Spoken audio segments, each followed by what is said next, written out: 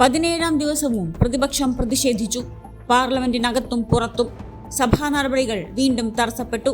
CJP പ്രതിഷേധത്തിനിടെ ഉണ്ടായ Delhi police നടപടിയെക്കുറിച്ച് കേന്ദ്ര ആഭ്യന്തരമന്ത്രി അമിത്ഷാ സഭയിലെത്തി വിശദീകരിക്കണമെന്നാണ് പ്രതിപക്ഷത്തിന്റെ ആവശ്യം.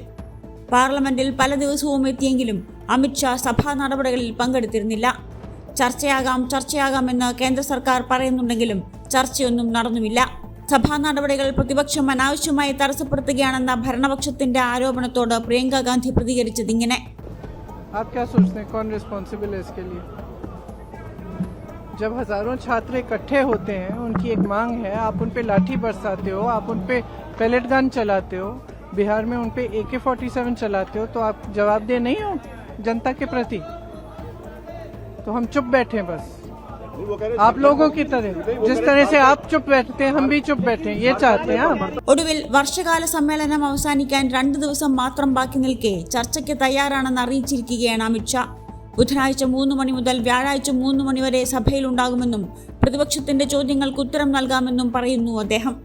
ഡൽഹി പ്രതിഷേധത്തിനും പോലീസ് നടപടിക്കും ആക്ഷേപങ്ങൾക്കും പ്രതിപക്ഷ പ്രതിഷേധത്തിനും ശേഷം ഇതാദ്യമായുള്ള പ്രതികരണം.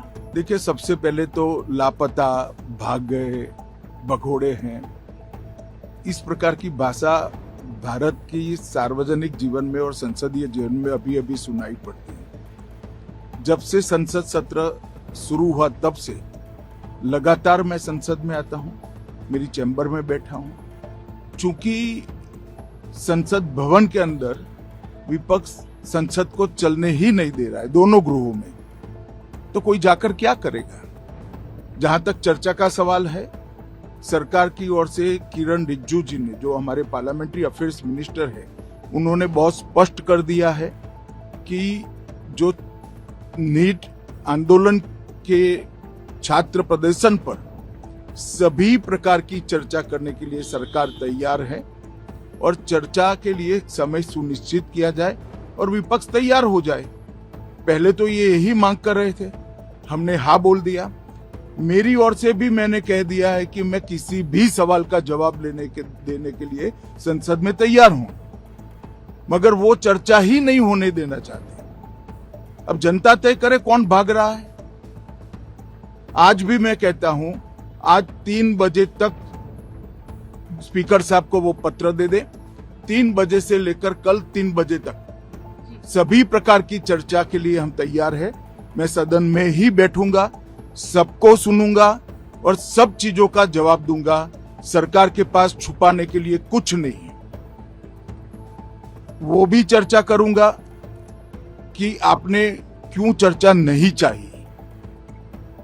भारतीय जनता पार्टी की मोदी जी के नेतृत्व में सरकार, NDA की मोदी जी के नेतृत्व में सरकार हर चीज पर चर्चा के लिए तैयार है.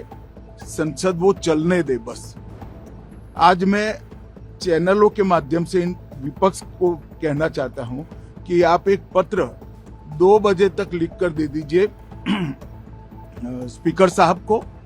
3 बजे से चर्चा चालू कर देंगे और कल 3 बजे मैं जवाब दे दूंगा सारी चीजों का. संसद में चर्चा करने के नियम बने हैं, तरीके बने हैं.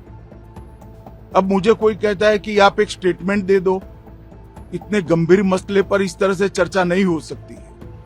शायद आपके पद्धति में होगा, मगर संसदीय पद्धति ये नहीं है. संसद में एट लेंथ चर्चा होती है. आज 3 बजे से देर रात तक, जब तक वो बैठे, और कल दोपहर 3 बजे तक हम तो क्वेश्चन आवर भी सस्पेंड करने के लिए तैयार है अगर स्पीकर साहब अनुमति देते हैं. कल 3 बजे तक मैं चर्चा के लिए तैयार हूं. मैं खुद बैठूंगा, हर चीज लिखूंगा और हर चीज का जवाब दूंगा, जिससे देश की जनता के सामने सारी चीजें स्पष्ट हो जाए, दूध का दूध और पानी का पानी हो जाए. अब विपक्ष ने तय करना है कि उनको चर्चा करनी है या हंगामा करना है. അമിത്ഷായുടെ പ്രസംഗം കേൾക്കാൻ താല്പര്യമില്ലെന്നായിരുന്നു പ്രതിപക്ഷ നേതാവ് രാഹുൽ ഗാന്ധിയുടെ പ്രതികരണം. We are not interested in listening to Mr. Amit Shah's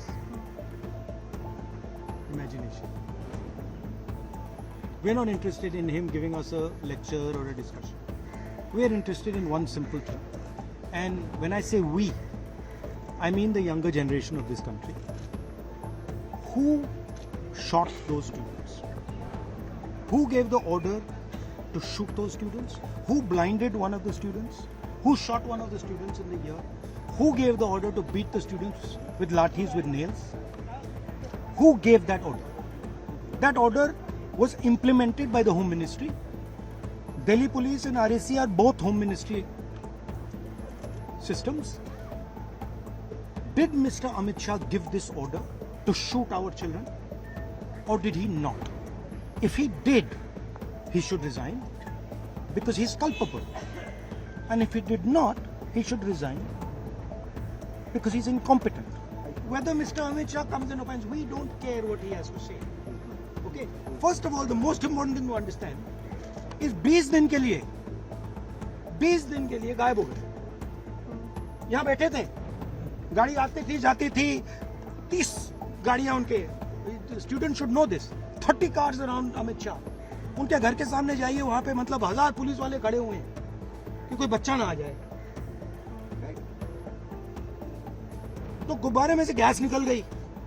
अब लास्ट मिनट वो उसमें फिर से गैस भरने की कोशिश कर रहे हैं, बट गुब्बारा फट गया है. Amit Shah has no courage. The Home Minister of India has no courage. He cannot come to the house. തന്നെ പറയാൻ സമ്മതിക്കാത്ത ഇടയ്ക്ക് കയറുന്ന മാധ്യമപ്രവർത്തകരുടെ ശൈലിയെ വിമർശിച്ച രാഹുൽ ഭയമില്ലാതെ ചോദ്യങ്ങൾ ചോദിക്കാൻ രാജ്യത്തെ യുവാക്കൾ തയ്യാറാകുന്നുണ്ടെന്ന് ഓർമ്മിപ്പിച്ചു. जब वो बोलते हैं आप इंटरप्ट करते हैं. आप बोलिए सर. नहीं, मेरा जवाब बोलिए. आप इंटरप्ट करते हैं जब वो बोलते हैं. क्यों नहीं करते हैं? हमें इंटरप्ट करते हैं, हमें 24 घंटा इंटरप्ट करते हैं, मगर उनको कभी इंटरप्ट नहीं करते आप. उनमें क्या स्पेशल चीज है जो पूरा मीडिया चुप करके चूहे जैसे उसके सामने खड़ा हो जाता है?